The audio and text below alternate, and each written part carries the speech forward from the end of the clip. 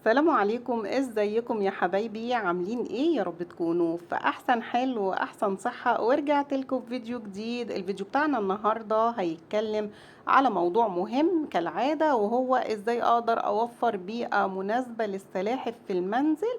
الموضوع سهل وبسيط، بس بتمنى من حضراتكم ان انتوا تكملوا معايا الفيديو من البداية للنهاية، وكمان ما تنسوش اللايك الحلو والكومنت الحلو. اوكي، وكمان اعملوا شير لكل اصدقائكم. زي ما حضراتكم شايفين كده في الفيديو، بحط اكل متنوع للسلحفة، وكمان برطب لها التربة بتاعتها، وبرطب الاكل، وبرطب كمان الصدفة بتاعتها.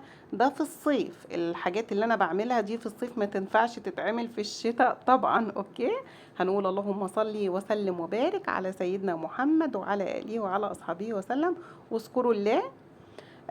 لا إله إلا الله وحده لا شريك له، له الملك وله الحمد وهو على كل شيء قدير. وصلوا على النبي يا جماعة. وزي ما حضراتكم شايفين كده السلاحف المصري وجمالها.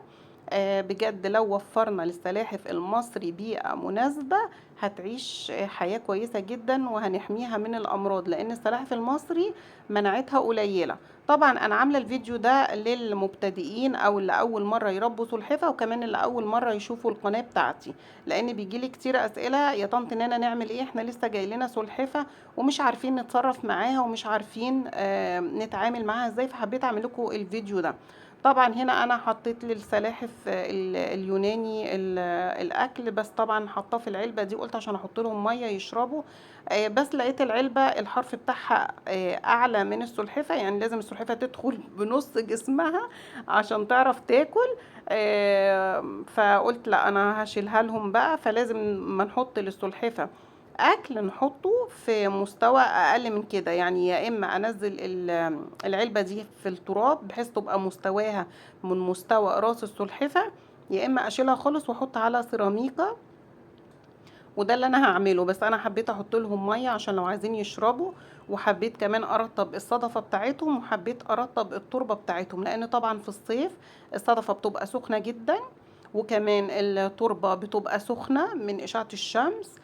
فلازم ارطب التربه عشان تبقى رطبه كده على السلاحف، ولازم كمان ارطب الصدفه عشان يقدروا يقوموا وياكلوا، لان في الصيف لو درجه الحراره مرتفعه السلاحف بيجيلها خمول صيفي، وبنلاقي السلحفة بتفضل نايمة، وبيسألوني: يا طنط نانا السلحفة ما بتقومش من النوم خالص، طب الحل ايه؟ مهما اصحيها بترجع تنام تاني. وبحط لها الاكل، احيانا بتسيب الاكل وتمشي. عشان كده بقول لحضراتكم: رطبوا الصدفه بتاعه السلحفه، رطبوا بيت السلحفه، رطبوا الاكل بتاع السلحفه، عشان السلحفه ما يجيلهاش جفاف خصوصا في الصيف. اوكي. لازم نعمل الخطوات دي، مهمة جدا. طيب ازاي نوفر بيئة مناسبة؟ طبعا انا بنصح بتربة زراعية مع رمل، لان الاتنين بيعملوا معادلة مع بعض. لما باجي ارطبهم بيدوا طراوة حلوة جدا للسلحفة. ما ينفعش رملة لوحدها، وما ينفعش تربة زراعية لوحدها. وسبق وشرحت ده في فيديو قبل كده، بس هشرحه تاني، لان التربة الزراعية يعني بتتجمد لو نزل عليها مية، بتتجمد وبتبقى جامدة. اما الرملة بتعمل معاها معادلة، بتبقى سهلة وطرية، يعني الاتنين بيبقوا سهلين في التقليب بتاعهم، وكمان سهلين ان السلحفة تدفن نفسها في التربة دي. طيب بالنسبة للبيت موس، كتير جدا ما بيلاقوش بيت موس، وانا عن نفسي بحب احط زي ما حضراتكم شايفين كده للسلحفة بتاعتي او السلاحف بتاعتي، بحب احط لهم تربة زراعية مع رمل. البيت موس لو جه عليه مية كتير ممكن يقلب بحشرات وامراض، بدل ما يفيد السلحفة بيضرها. الميزة الوحيدة اللي في البيتموس ان هو بيحتفظ بالميه، يعني بيفضل رطب، الميه ما بتروحش منه بسهوله. اما هنا مع التربه الزراعيه والرمل، مجرد ان انا برش ميه مع الشمس، الشمس طبعا بتبخر الميه، وكمان لو السلحفاه عملت حمام برضو الشمس بتبخره. ففايده التربه الزراعيه في كده. طيب انا لو مربيها على بلاط او على قماش، طبعا السلحفاه هتعمل بيبي. القماشة مش هتمتص البيبي ولا حاجة، لا أبدا. لازم احنا بقى ساعتها نغير القماشة أو نغسلها ونعقمها، ونعرض السلحفة للشمس، وهكذا يعني.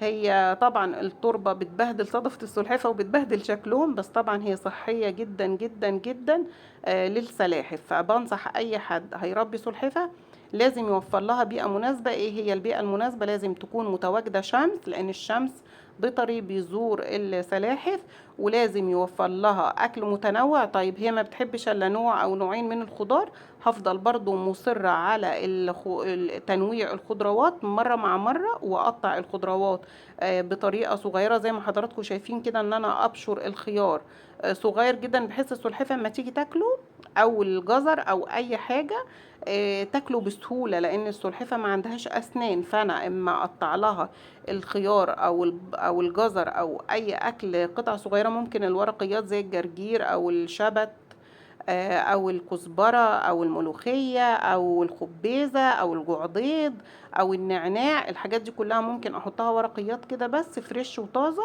عادي السلحفة هتقدر تاكلها بسهولة. اما الخيار والجزر والكوسة والحاجات اللي هي جامدة بتبقى محتاجة تتقطع قطع صغيرة، يا اما تتبشر زي ما انا عاملاها لحضراتكم كده. ده طبعا عشان نسهل الموضوع على اكل السلحفة. طيب تمام، يبقى كده احنا عرفنا نوفر لها بيئة ازاي مناسبة. طب يا طنط نانا، نعرف منين ان السلحفة اكلت اكلة مشبعة؟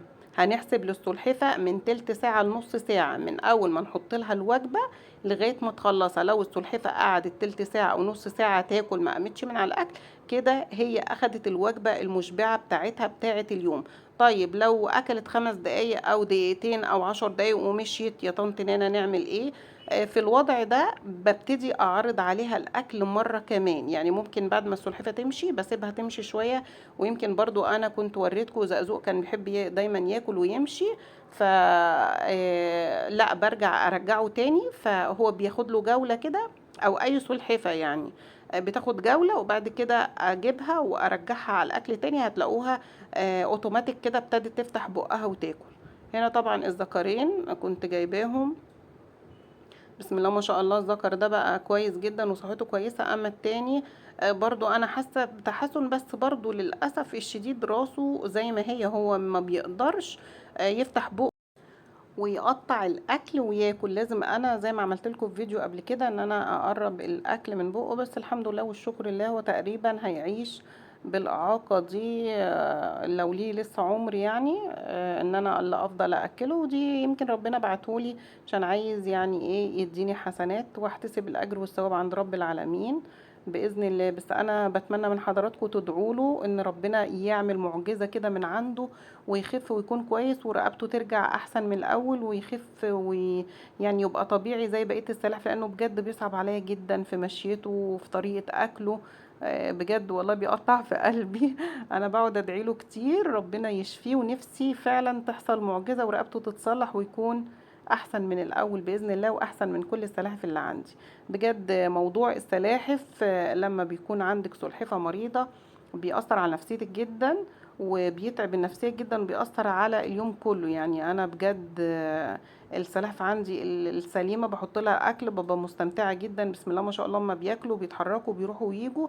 بس السلاحف التانية المريضة ايا كان المرض اللي عندها بجد بتبقى مؤثرة على نفسيتي خالص. ويعني فالحمد لله والشكر لله، ربنا يشفي كل السلاحف ويبارك فيهم، وان شاء الله كده ربنا يقدرنا ويعيننا ونوصل رسالتنا على خير، ونحافظ على السلاحف من الموت ومن الانقراض ومن الامراض.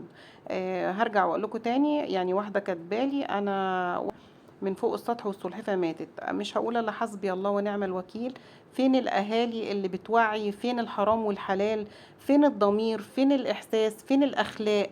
يعني انا مش عارفه اقول ايه بجد، والله انا تعبت من كتر القواله.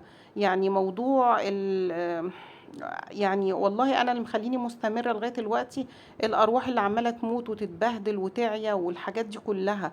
انا بجد المشاهدات ما تشجعش خالص ان انا اكمل واعمل فيديوهات، بس برجع اقول لا، انا عايزه يعني على قد ما بقدر اي حد يستفاد، ولو 10 استفادوا مني. بس بجد لما بلاقي مشاهدات على الفيديو وكومنتات ولايكات وكده بتفتح نفسيتي، وبحس ان انا يعني تعبي ما بيروحش على قلة فايدة، وان انا ما بكلمش نفسي، لا انا بكلم جمهوري وحبايبي ومتابعيني اللي بحب اعمل لهم فيديوهات وهم بيحبوا يتابعوني. فالموضوع ده بيريح النفسية، فبيشجعني ان انا انزل لكم فيديوهات اكتر واعمل توعية اكتر واكتر. فرجاء يا ريت يعني نتقي الله في السلاحف، وهقولها في كل فيديوهاتي: اللي قد التربية يربي، واللي مش قد التربية يا ريت ما يربيش، عشان دي روح وهنتحاسب عليها. مش عارفين ايه اللي هيدخلنا الجنة وايه اللي هيدخلنا النار. نتقي الله يا جماعة في الكائن اللطيف اللي داخل على الانقراض ده بجد. خلاص يعني السلاحف على وشك الانقراض. نتقي الله ونوعي اولادنا، وقبل ما نشتري سلحفة او قبل ما نهادي بسلحفة لازم نجمع عنها معلومات تكون كويسة نقدر نربيها بيها.